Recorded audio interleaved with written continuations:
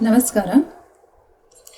ಈ ದಿನ ನಾವು ಶ್ವಾಸಕ್ರಿಯೆಯು ಉಚ್ಛ್ವಾಸ ಮತ್ತು ನಿಶ್ವಾಸ ಈ ಎರಡು ಕ್ರಿಯೆಗಳನ್ನು ಒಳಗೊಂಡಿರುತ್ತವೆ ಎಂಬುದನ್ನು ತಿಳಿದಿದ್ದೇವೆ.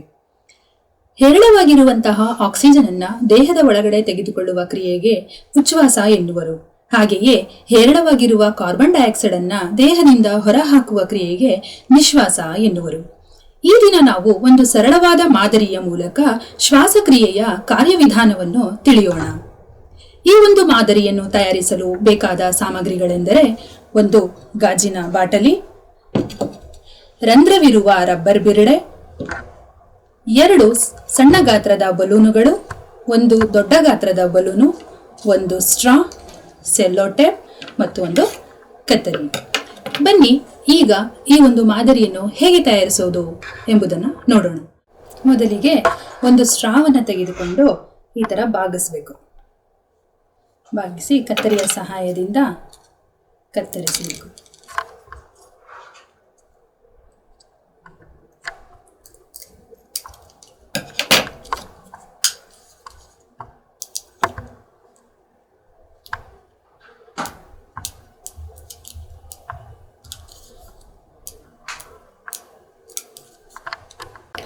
ಸೆಲ್ಲೋ ಟೇಪ್ನ ಸಹಾಯದಿಂದ ಸ್ಟ್ರಾವನ್ನು ವೈ ಆಕಾರಕ್ಕೆ ಜೋಡಿಸಬೇಕು.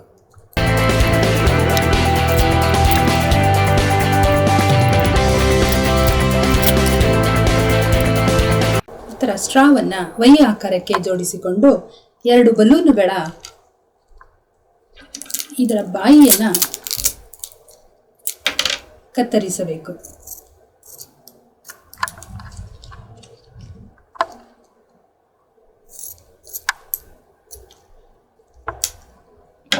ಈಗ ಸ್ಟ್ರಾನ ಒಂದು ತುದಿಗೆ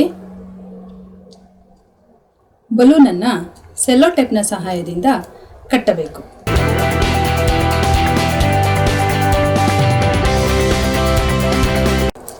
ಇನ್ನೊಂದು ತುದಿಗೆ ಇನ್ನೊಂದು ಬಲೂನನ್ನು ಅದೇ ರೀತಿ ಕಟ್ಟಬೇಕು.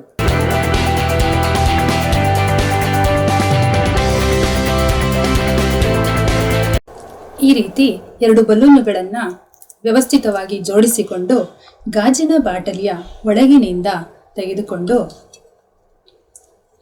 ರಂಧ್ರವಿರುವ ರಬ್ಬರ್ ಬಿರುಡೆಯ ಮೂಲಕ ಹಾದು ಹೋಗುವಂತೆ ವ್ಯವಸ್ಥಿತವಾಗಿ ಜೋಡಿಸಿ ಗಾಜಿನ ಬಾಟಲಿಗೆ ಇದನ್ನು ಭದ್ರವಾಗಿ ಜೋಡಿಸಬೇಕು.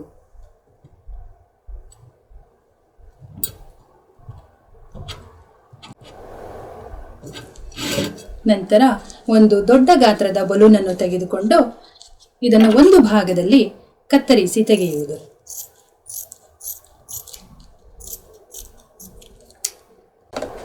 ಬಲೂನನ್ನು ಕಟ್ಟುವುದು.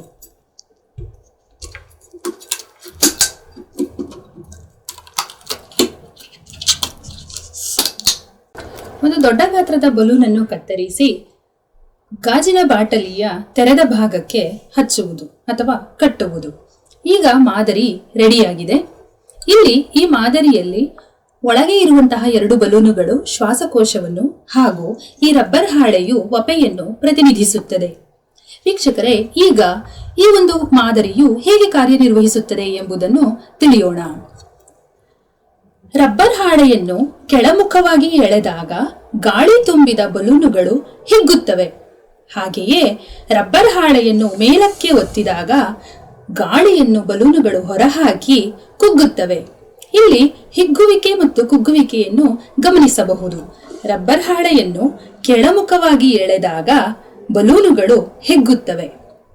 ಹಾಗೆಯೇ ರಬ್ಬರ್ ಹಾಳೆಯನ್ನು ಮೇಲಕ್ಕೆ ಒತ್ತಿದಾಗ ಗಾಳಿಯನ್ನ ಹೊರಹಾಕಿ ಬಲೂನುಗಳು ಕುಗ್ಗುತ್ತವೆ.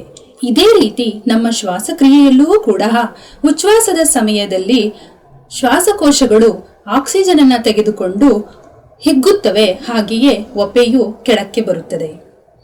ನಿಶ್ವಾಸದ ಸಮಯದಲ್ಲಿ ಕಾರ್ಬನ್ ಡೈಆಕ್ಸೈಡ್ ಅನ್ನು ಹೊರಹಾಕುವಾಗ ಶ್ವಾಸಕೋಶಗಳು ಕುಗ್ಗುತ್ತವೆ ಮತ್ತು ವಪೆಯು ಮೇಲಕ್ಕೆ ಬರುತ್ತದೆ. ಹೀಗೆ ನಾವು ಶ್ವಾಸಕ್ರಿಯೆಯ ಕಾರ್ಯವಿಧಾನವನ್ನ ಈ ಒಂದು ಸರಳವಾದ ಮಾದರಿಯ ಮೂಲಕ ತಿಳಿಯಬಹುದು.